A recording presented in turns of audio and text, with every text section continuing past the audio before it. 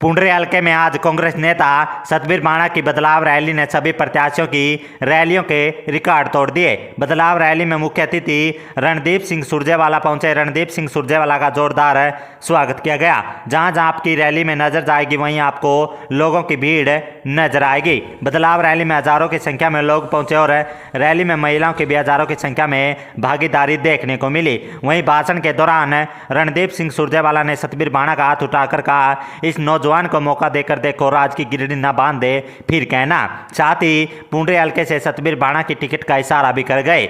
वहीं बता दें कि प्रत्याशियों की निगाहें 10 मार्च की बदलाव रैली पर टिकी हुई थी, लेकिन आज की रैली ने सारे रैलियों के रिकॉर्ड तोड़ दिए। तो आप तस्वीरों में देख सकते हैं किस तरह से बदलाव रैली में हजारों की संख्या में लोग पहुंचे हुए हैं। वहीं मुख्य अतिथि रणदीप सिंह सुरजेवाला रैली में पहुंचे थे, जिनका जोरदार स्वागत किया गया। तो पत्रकारों से बातचीत करते हुए रणदीप सिंह सुरजेवाला ने क्या कुछ कहा, आपको सुनवाते हैं।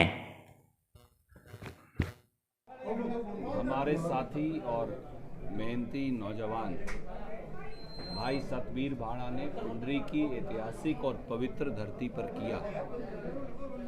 जिस प्रकार से पुंडरी का ऐतिहासिक तीर्थ सभी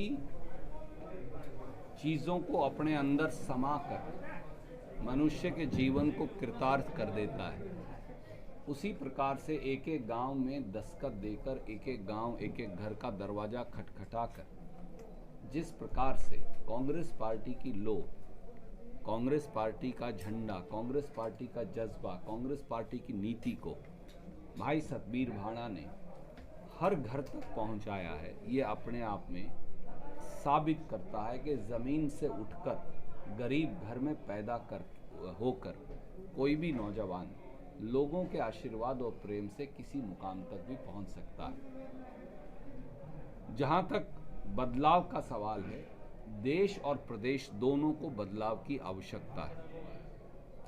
मोदी सरकार के 10 साल के कार्यकाल से और भाजपा, जजपा और खट्टर सरकार के 10 साल के कार्यकाल से अब जनता थक चुकी है और अब एक निर्णायक और व्यापक बदलाव की आवश्यकता है। बदलाव की उस हुंकार को कपिस्थल की तपोभूमि और पुंडरी की पवित्र भूमि से आज उसकी शुरुआत हो चुकी है।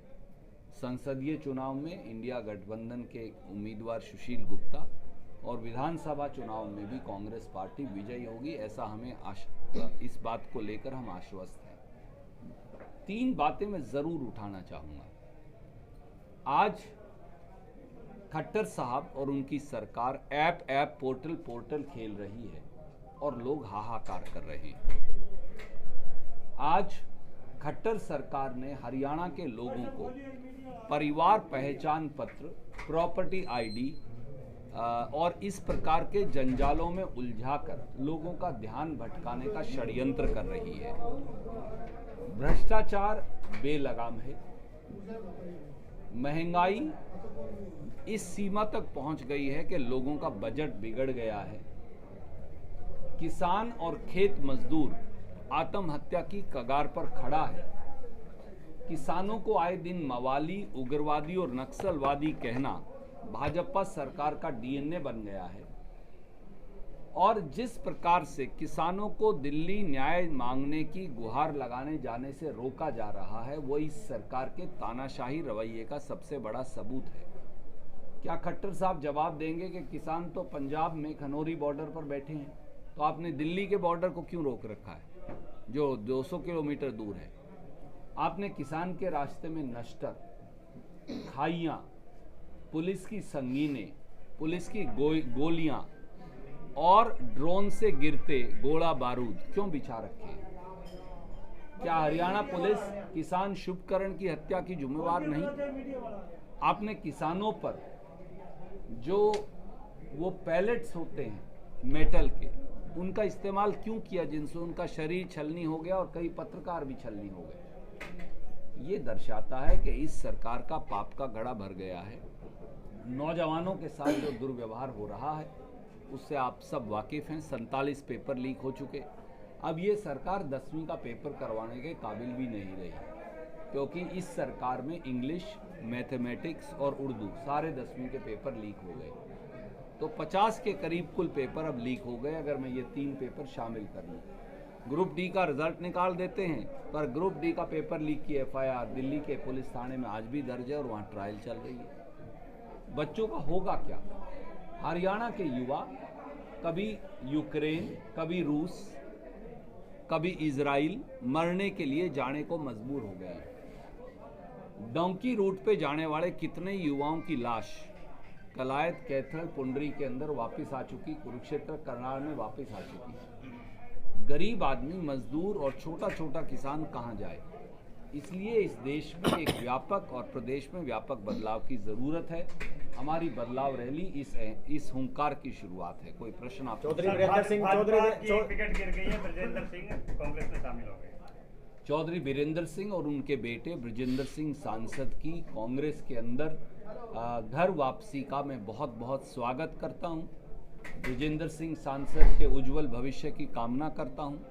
हमें विश्वास है कि चौधरी वीरेंद्र सिंह सरीखे वरिष्ठ नेता और उनके सांसद बेटे ब्रजेंद्र सिंह जो आईएएस की नौकरी से इस्तीफा देकर राजनीति में आए हैं, जब वो कांग्रेस का तिरंगा झंडा हमारे साथ कंधे से कंधा मिलाकर पकड़ेंगे तो पार्टी और मजबूत होगी। तो चौधरी वीरेंद्र सिंह लगातार कहते आ रहे हैं अभी गठबंधन में चुनाव नहीं होगा, बीजेपी के लिए लड़ेगी। जेजेपी तो कुछ तोड़ नहीं रही, लगता है अभी आपको? अब आदरणीय मित्र, वो क्या लड़ेंगे, वो कैसे लड़ेंगे, ये उनकी समस्या है।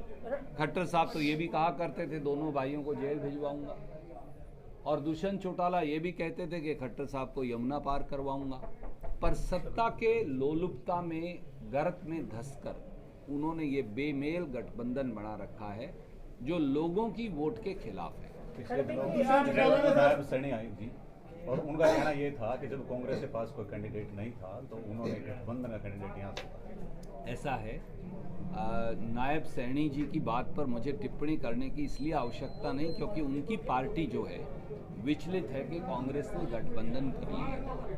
इसलिए जैसे मैंने उनकी पार्टी की सिर्फ फुटबॉल उन पर छोड़ दी, वो हमारी पार्टी हम कैसे चलाएंगे हम पर छोड़ दें। सर, दुष्यंत चौटाला ट्वीट है कि दर दर जाकर खुदा बदलते हैं, लोग खुद को नहीं बदलते, खुदा बदलते हैं। भैया ऐसा है, छाछ तो बोले सो बोले, छलनी भी बोले जिसमें 1 लाख छेद। ये वही दुष्यंत चौटाला हैं जो बीजेपी को यमुना पार करवा रहे थे। ये वही दुष्यंत चौटाला हैं जो पानी पी पी कर खट्टर साहब को कोसते थे। ये वही दुष्यंत चौटाला हैं जो भारतीय जनता पार्टी को किसानों का सबसे बड़ा दुश्मन बताते थे। ये वही दुष्यंत चौटाला हैं जो कस्में खाते थे चुनाव से पहले कि वो कभी भाजपा से समझौता नहीं करेंगे। ये वही जेजेपी है जिसने बीजेपी को हटाने के लिए जनमत लिया और उसके बाद उस जनमत को बीजेपी की थाली में परोस दिया। इसलिए इनकी क्या कहोगे? लास्ट सवाल है, चुनाव आयुक्त ने इस्तीफा दे दिया ठीक चुनाव से पहले, तो ये कैसे देखते हैं? प्रजातंत्र के लिए गंभीर बात है। एक चुनाव आयुक्त पहले इस्तीफा दे चुके, एक और ने दे दिया। 3 मेंबरों का चुनाव आयुक्त होता है, अब 1 मेंबर का रह गया है।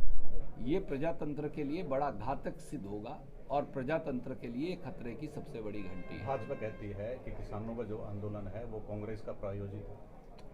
भारतीय जनता पार्टी जो है उनको किसान उग्रवादी, नक्सलवादी, खालिस्तानी, गुंडे, मवाली लगते हैं, परंतु मैं ये आप पत्रकार साथियों के विवेक पर छोड़ता हूँ। हमारी शक्ल पे क्या इनमें से कोई चीज़ लिखी है? रणदीप जी लगातार तस्वीर बढ़ाना प्रयास करते नजर आ रहे हैं, अब की बार रणदीप का क्या कदम रहेगा? क्या आजाद का एक मिथक जो है टूट पाएगा? देखिए, हमारा ये मानना है कि पुंडरी में कांग्रेस पार्टी विजयी हो।